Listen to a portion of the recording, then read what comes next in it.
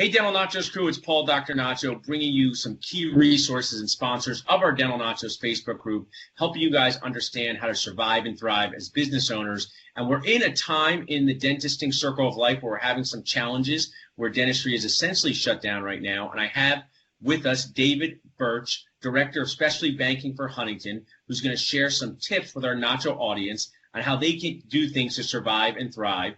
Thanks for being on with us, David.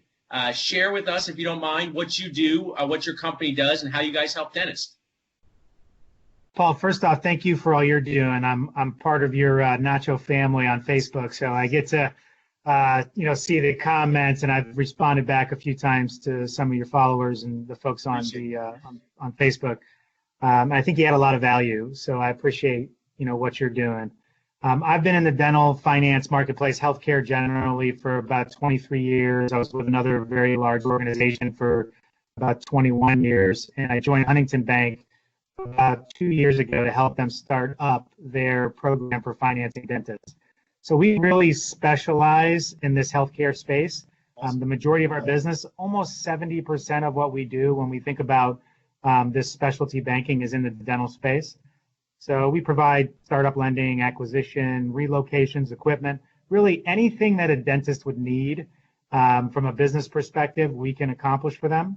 And then we also have a wide array of personal products that they could use, whether it's checking, savings accounts, credit cards. We also have one of the nation's leading home mortgage programs for doctors. It's called the Doctors Only Program.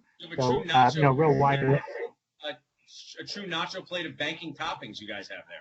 So yes, it's a supreme plate of products. Absolutely right. So we're at this time now. We have to, I would like you to help our audience with a few different things. Tell us about, I have 2 dental practices. It's the first time ever they can't be opened. I mean, something has happened that's never happened before. So we want to talk about managing our cash flow, liquidity management. What are some tips on how our audience, our dentists, our practice owners, what can they embrace to manage cash flow better at this challenging time? Well, the first thing I would say is to take a pause for a second and recognize where your business is at. That's always the best thing to do. Come up with a bit of a game plan. So think about the staff you have. I know a lot of the folks that I've worked with do a lot of emergencies. So exactly what do you need, and then who are you laying off?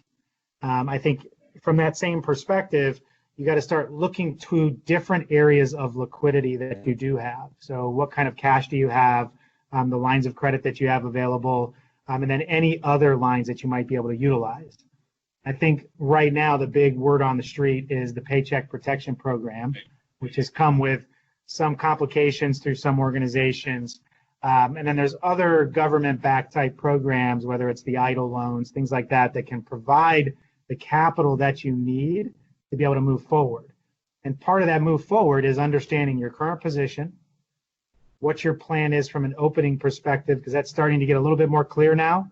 You see, as we're watching some of the states start to open back up, when are you going to hire back? What does those appointments start looking like? And then you'll be able to understand the cash flow needs you have as you match those back to your expenses. Really good points there. I mean, our practices been in business for a long time. I worked with my dad for many years before unfortunately passed away. So we are used to, but maybe I wouldn't have known this if I didn't have a dad who was a dentist. We are used to having a traditional line of credit that we've used for a variety of things over the years. Is that something a dentist can get now if they've never gotten one before? Would you recommend them looking into that either as a side topping to the PPP and EIDL options? Yeah, absolutely. And I think some of the things that we'll talk about today are things that you were thinking about often in previous years, but then you just didn't do because you just didn't feel like you have the need. Yeah. This represents those moments when you need to have a full assessment of your business. So lines of credit are a relatively inexpensive tool and a backup to have. Lines of credit become more complicated to get when you're desperate for them. They're a little bit easier to obtain when you have cash flow and things.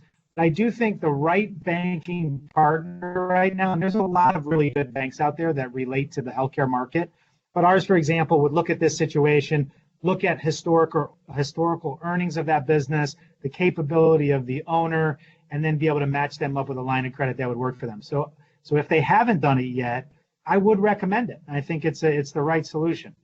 Yeah, really great points. Now, when I started my dad's practice as a child, these things weren't a big issue of payment fraud because people, well, check fraud, but people paid by check or cash. Now we have all different types of payments coming into our business. Tell me a little bit about what dentists should be aware of when it comes to cyber risk and payment fraud. Well, it's interesting that the majority of payment fraud that's going to happen typically comes from inside your own team in a lot of cases. So there are tools that you can get through your bank today and through your banker that will help you with that. Things like positive pay, where you're validating payments as they're moving out of your organization. It takes a little bit more time where you have to stop and check. So you'll get a notification that a check's getting written, and that you'll have to validate that check should get processed. So there are multiple different solutions that are available to you that are like that from a payment fraud perspective. From a cyber perspective, I think you really need to think about that from a technology perspective, and I'm not the right guy to answer all the technology questions, but having a full assessment of your technology would be really important. So have something to look for where those gaps might be and how you can protect yourself. But there's also products out there. There are a lot of insurance companies that offer programs. Ours happens to do the same thing, that can protect you against cyber attack. Because if you look at the overall landscape, the transition from these folks having cyber attacks on large businesses, that is slowing, and these smaller businesses are the ones that are under attack.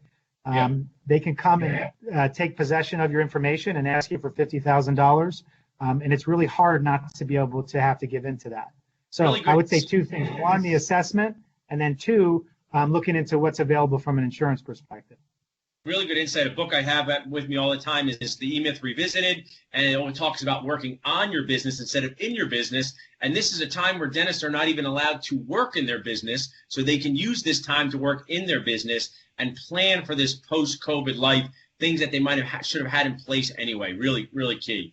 Another topic that I think is important is to talk about is business continuity and contingency plans. And when you talked about some states opening up, and there's we're getting you made a good point, David. You said we're getting more clarity. I think we're only getting more clarity because we had no clarity before. So as we walk through this a bit, tell me a little bit about business continuity and contingency plans dentists can think about at this time. Well, I think as you start looking forward, it's just as you said. I think some people, as business owners, walk through the process and just take what comes, and others map their course. So I think right now it's really important to map your course. Really understand the developments in your community when any types of restrictions are being lifted. I know from Dental Nachos on the Facebook links that there is a significant amount of information around how to prepare, making sure that your office is in the right place, also looking to have the right type of messaging so that patients understand and know that you are prepared. The contingency has two sides to it. One is, what have you done before to be ready for now?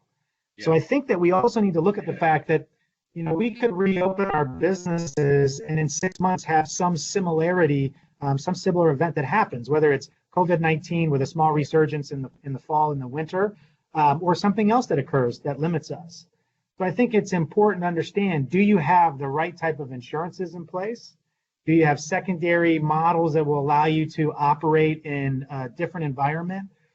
For us, as a big business with 5,000 folks in one building, we can plan for that from a contingency level.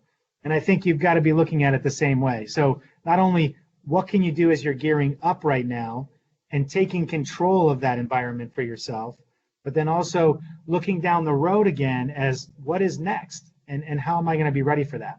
I mean, we've been thrust into this remote world, and dentists too. And while you can't do dentistry remotely, you can communicate through teledentistry platforms.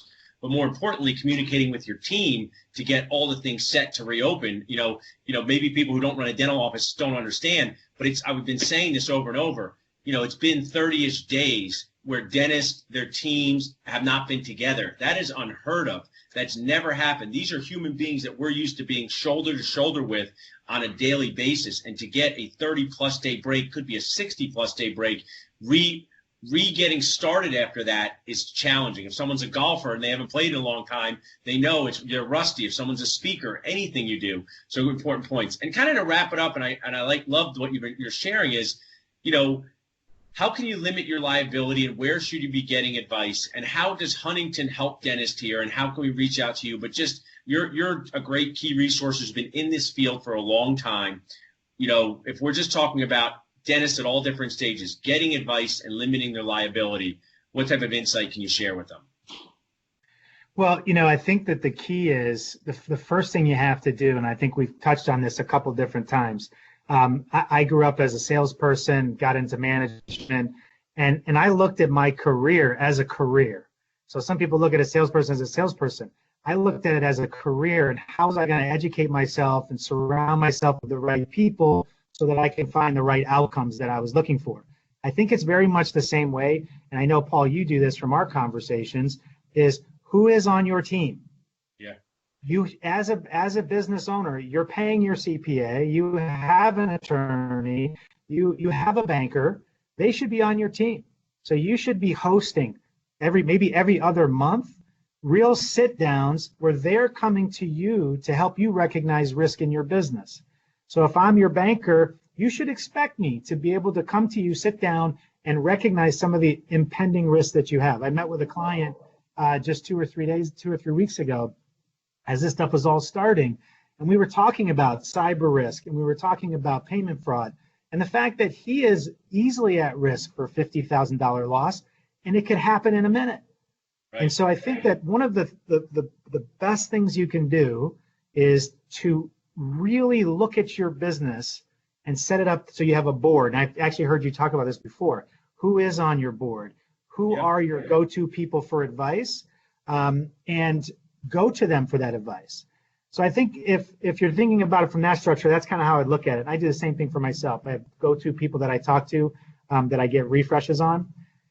The other thing that go ahead, Paul. I was just saying, but that's a great point for the next one is, should general dentists refer out to endodontists, periodontists, oral surgeons? Because even though they know a lot about a field, there's specific areas when they need that help, they have an endodontist do it, no different than in your business life.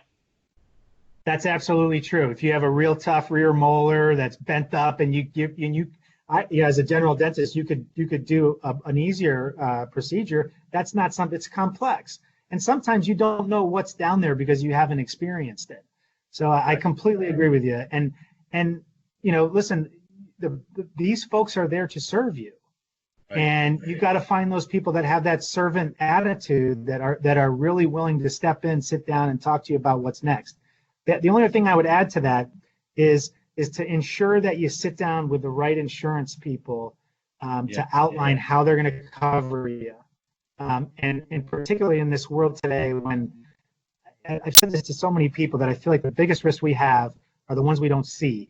And the ones we don't see come from cyber, come from payment fraud, come from associates that are acting in a conduct that's not representative of your culture. So really trying to dig into those places with experts, and then working with folks to ensure that you have the right coverage from an insurance perspective, right? It's not just about liability and contents coverage anymore. It's about, how do I protect myself from my files getting stolen and from my information being accessed by someone outside of my practice.